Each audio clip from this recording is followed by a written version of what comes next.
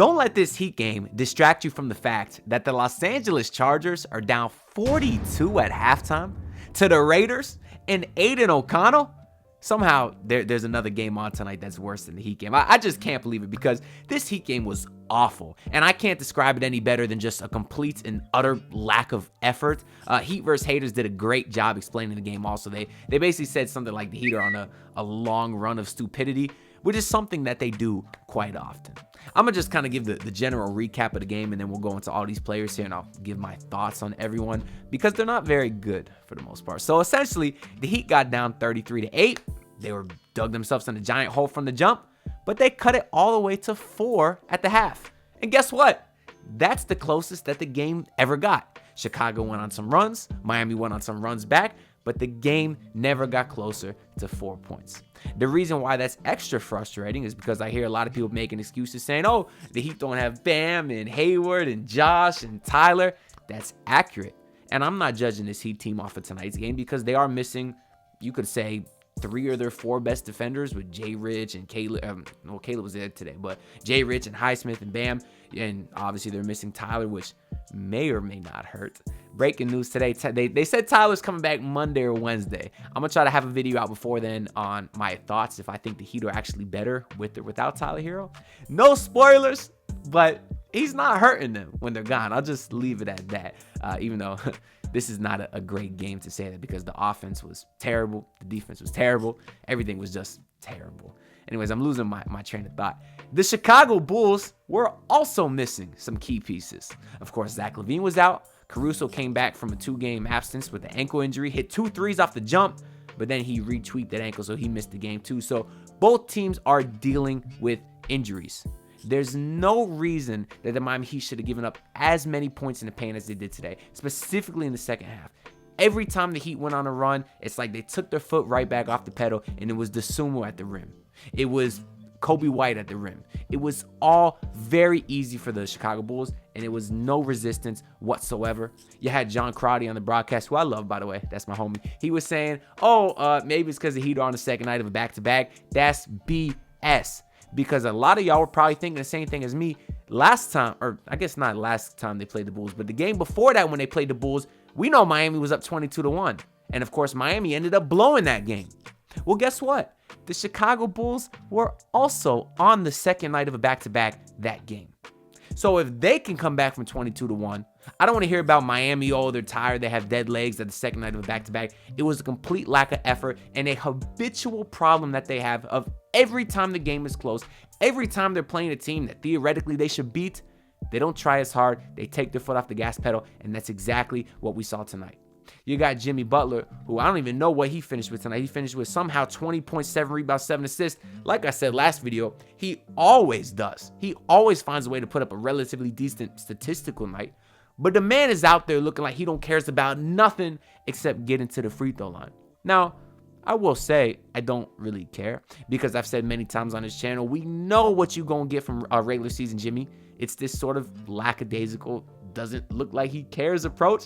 Y'all know the meme. It's like from October to February. Does this guy even care about basketball? And then you get from like March to April, this guy's pretty good. And then you get April through June, this guy's God. You know, we know that's what Jimmy Butler is. And if he has to take, this approach in the regular season to turn into playoff Jimmy, then it's all worth it in my eyes. So I'm not criticizing Jimmy. I'm just essentially stating the obvious and saying that he does not care about the regular season. If he did, maybe they would have had a better chance to win in this game. I don't know. We'll move on to Caleb Martin, who somehow finished with 17 and 11. Didn't look like he was too impactful out there tonight. When Heat vs. Haters was talking about the Heat are on a run of stupidity, a lot of that was Caleb Martin. Every single time he was running out to contest a three-pointer, he's jumping off his 2 feet. When the main thing they teach you, basketball 101, is do those little short, choppy steps. Try to contest without jumping. That's part of the reason I think the Bulls got a lot of layups, but I don't want to be too hard on Caleb. The effort was there, and obviously he shot relatively efficient. And you're going to get a lot of that jumpy stuff when you play zone. We saw the Heat play a ton of zone today. That's actually kind of how they came back in the second quarter. They must have outscored the Bulls by, almost 15 points in that second quarter. The zone was really, really working, as it was working for parts of the third and fourth quarter as well. The problem is the Chicago Bulls had a lot of ball movement, and obviously, the old saying, the ball moves faster than the defense. That's exactly what we saw. So you do got to give the Chicago Bulls some credit, too, because their ball movement was phenomenal, and it always led to either an open three or a shot right in the paint. A lot of that was off of some Heat turnovers, too, but that's just the way the game went today. Rounding out the starting lineup, you had Orlando Robinson with another terrible game in a row, but he is what he is.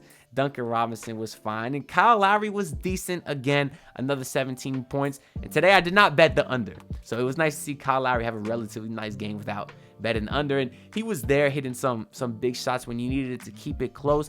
They could just never break through that 4-point hole, which was disappointing. Kevin Love finished with 16, 9, and 4, which looked great. But this man passed up so many open three-pointers. I mean, on the night, he was 3 for 8. He hit some big ones, but so many times, this goes back to the stupidity.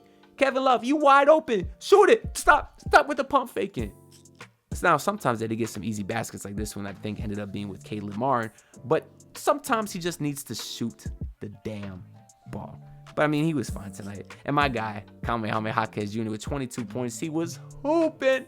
Had a couple great moves today. I don't know if I clipped any of his clips here. I'm trying to read the notes of which ones I got clipped. I don't know. There's so many Jaime Jaquez highlights. It was nice to see him be awesome today. Somebody that I did clip, though, is my guy Jamal Cain. Baby, the Cain train with one of the nastiest, meanest, hardest working, best conditioned blocks I ever seen in my entire life. He sent that man's balls to the shadow realm. Pause. Unpause. Shout out to Jamal Cain, though. And shout out to RJ Hampton, who finally got some run.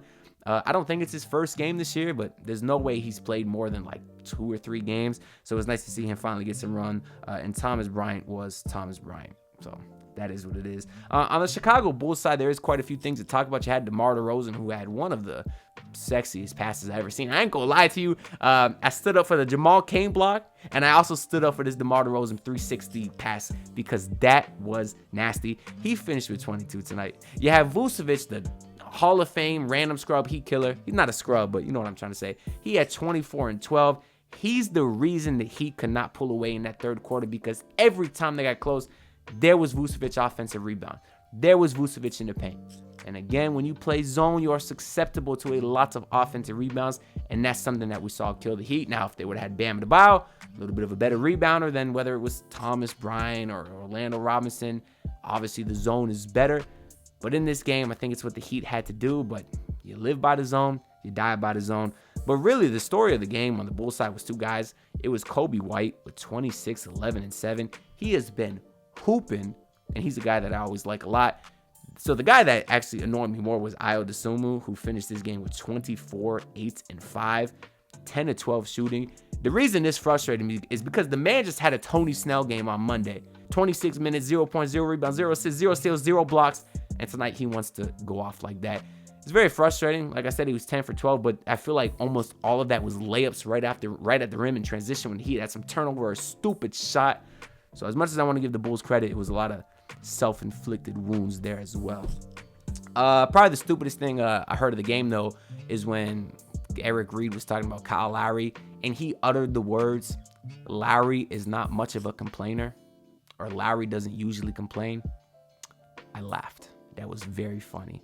Very few people complain more than Kyle Lowry. But I think that's really all I got to say for this game. Of course, the Heat do play the Chicago Bulls again on Saturday.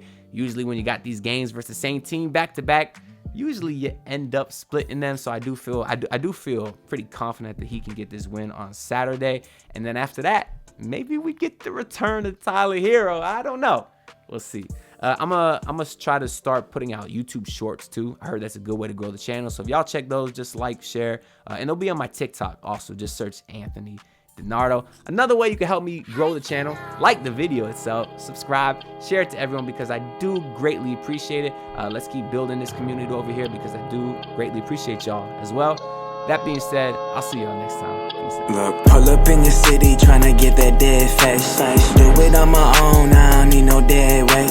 Had to kill him off, yeah, I need a head space. You know this homegrown bitch don't offend me.